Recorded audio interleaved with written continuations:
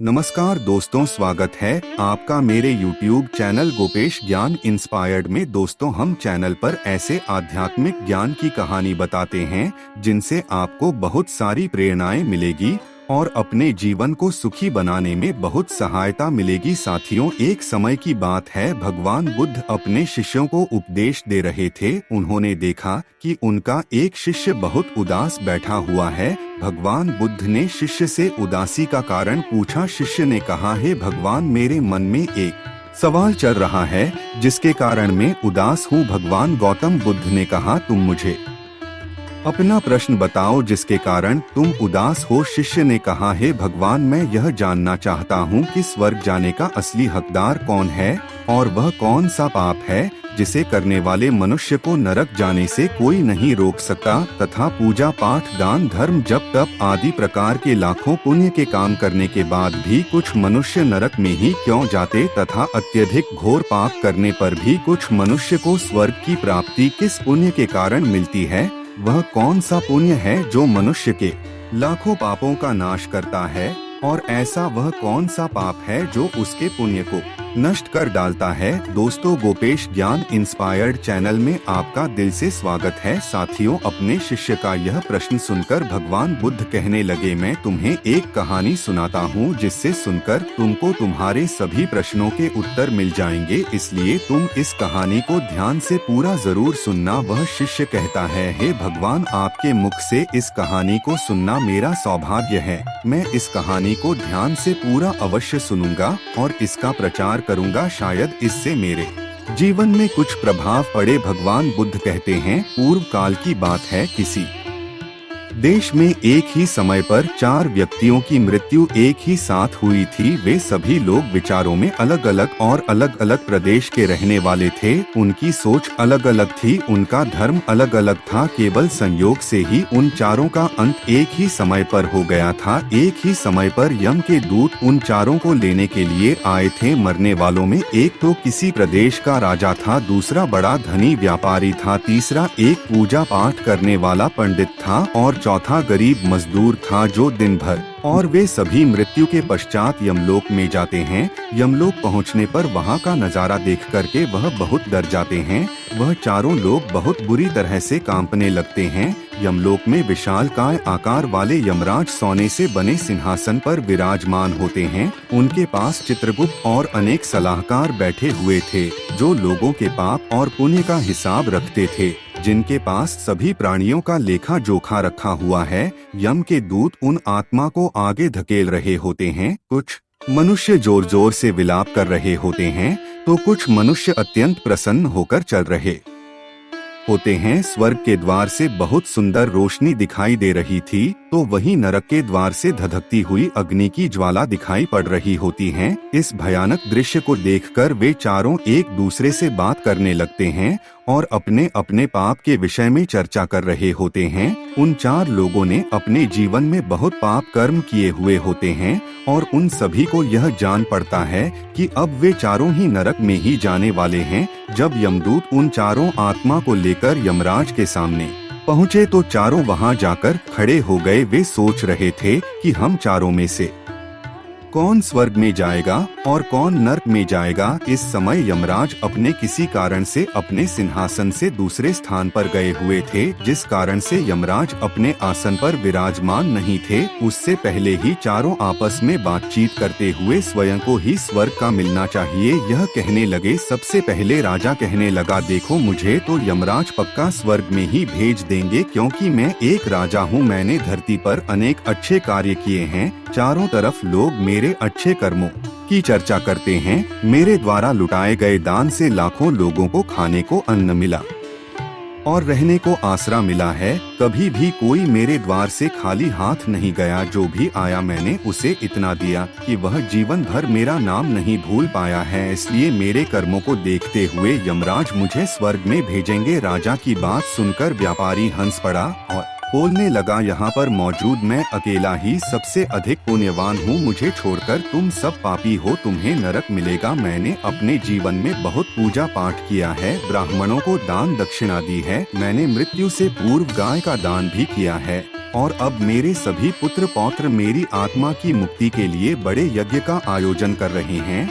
वे मेरे लिए श्राद्ध कर रहे हैं। अनेक लोग मेरी मुक्ति के लिए उपाय कर रहे हैं और जाने अनजाने में मैंने पाप किए भी होंगे तो मेरे पुत्रों के श्राद्ध करने से मेरे पाप भी नष्ट हो जाएंगे। मैं इसलिए यमराज मुझे नरक में नहीं डालेंगे और मुझे मोक्ष की निश्चित ही होगी। धनी व्यापारी की बात सुनते ही पंडित जी कहने लगे, अरे भाई क्यों फिजूल की बातें कर रहे हो? स्वर्ग में जाना कोई आसान काम नहीं है। स्वर्ग में जाने के लिए दान के साथ साथ पूजा पाठ करना जरूरी है। इसलिए स्वर्ग में तो मैं ही जाऊंगा, क्योंकि मैंने भगवान का खूब पूजा पाठ किया है। मेरे शुभ कर्मों के कारण मुझे धर्मराज स्वर्ग में भेजेंगे। जब इस प्रकार तीनों ने अपनी अपनी बातें की और अपने अपने विचार रखे, अब वह तीनों लोग उस चौथे व्यक्ति मजदूर की ओर की देखते हैं कि अब यह क्या कहता है, क्या इसने भी कोई अच्छा काम किया है? मजदूर उन सब की बातों को चुपचाप सुनता रहा और वे तीनों बड़े गर्व से अपनी प्रशंसा में जुटे थे। तभी यमराज अपने साथी चित्रगुप्त के साथ स्वर्ग लोक आते हैं और अपने सिंहासन पर विराजमान हो जाते हैं।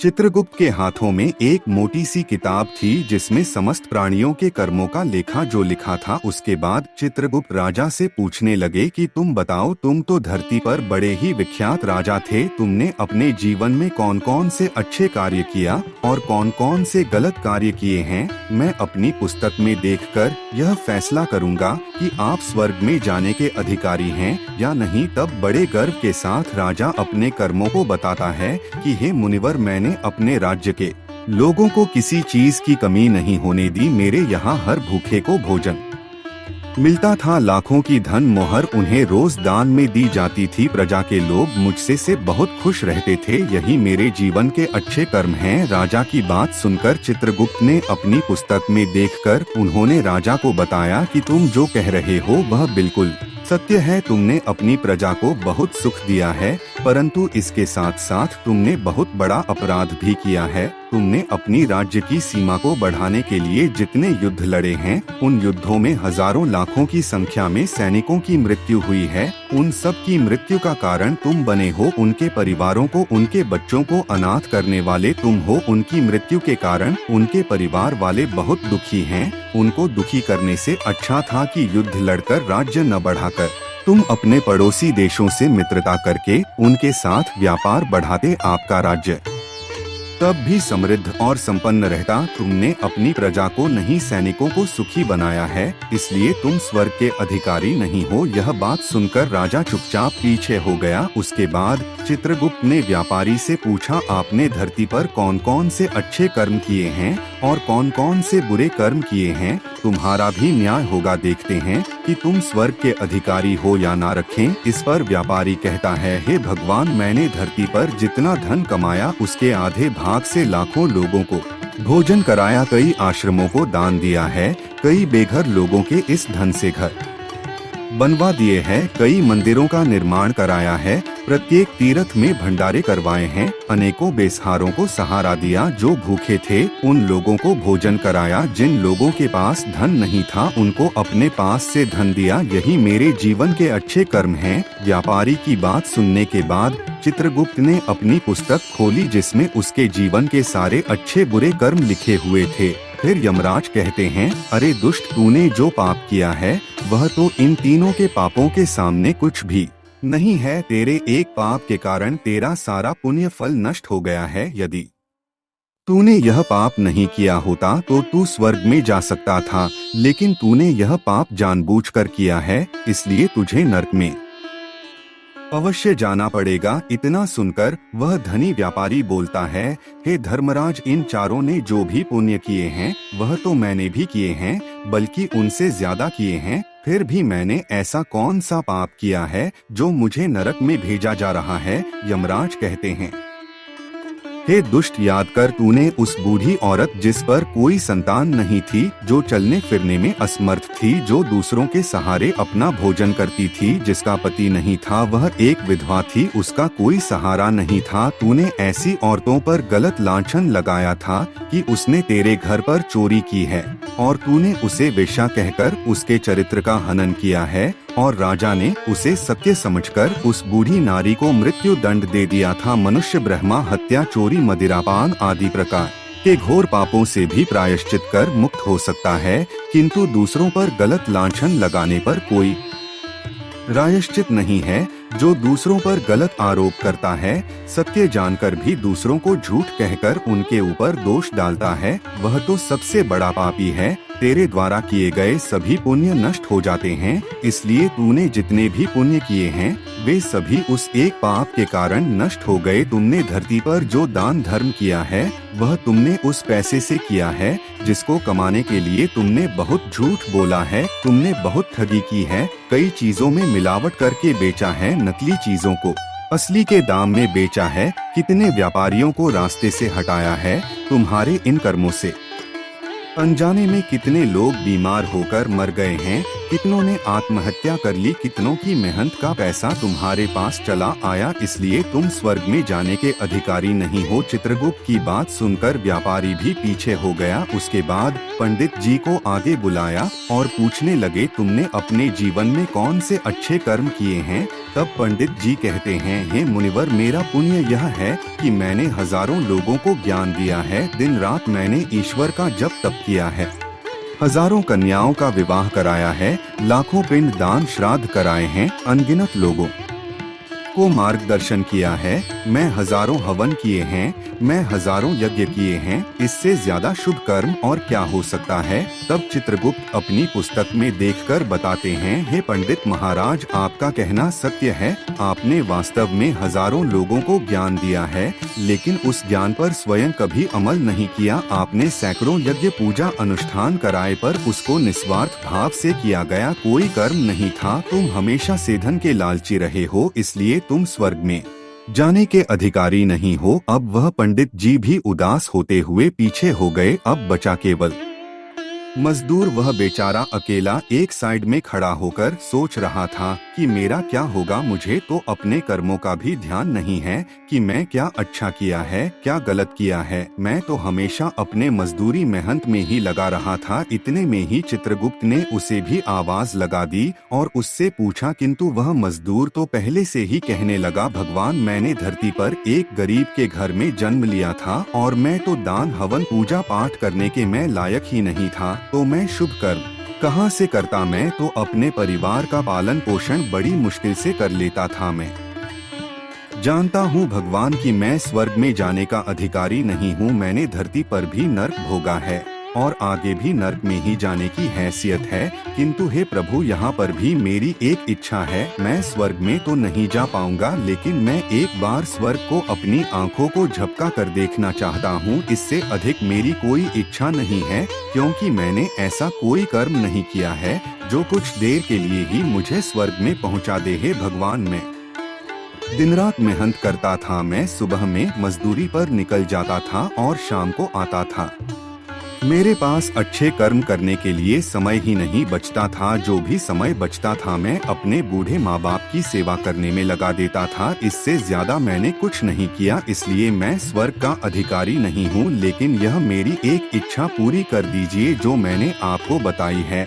मैं एक बार एक झलक के लिए स्वर्ग के दर्शन करना चाहता हूँ, फिर आप मुझे नर्क में डाल देना। यह सुनकर चित्रगुप्त ने अपनी पुस्तक में देखकर पूछा, हे मानव, तुम ध्यान से सोचकर बताओ कि तुमने कभी तो कोई शुभ कर्म किया होगा। तब मजदूर अपने पूरे जीवन के घटनाक्रम को याद करता है। तब उसे याद आता है कि एक बार मुझे बहुत तेज भूख लगी थी। मैं रोटी खाने के लिए बैठा ही था, तभी मेरे पास एक दुबला पतला कुत्ता आ गया जो बहुत भूखा था। मुझे उसकी हालत देखी नहीं जा रही थी और मेरे अंदर से आवाज आई कि तू बेजुबान जानवर को छोड़कर अकेला कैसे खा सकता है। मैंने वह रोटी स्वयं न खाकर उस कुत्ते को खिला दी। उस दिन मैंने पूरे दिन भूखे पेट रहकर ही काम किया था। मजदूर की बात सुनकर चित्रगुप्त मुस्कुराए और उसका हाथ पकड़कर बड़े सम्मान के साथ उसे स्वर्ग में लेकर गए और बोले, वास्तव में आप ही स्वर्ग में रहने के अधिकारी हो। चित्रगुप्त कहने लगे कि प्राणियों पर दया दिखाना ही सबसे बड़ा शुभ कर्म है। मनुष्य जो भी कर्म निस्वार्थ भाव से करता, वास्तव में उसका ही उसे सबसे बड़ा पुण्य मिलता है। निस्वार्थ भाव से किया गया जन कल्याण के लिए एक छोटे से छोटा काम भी आपके सैकड़ों पापों को नष्ट कर देता है।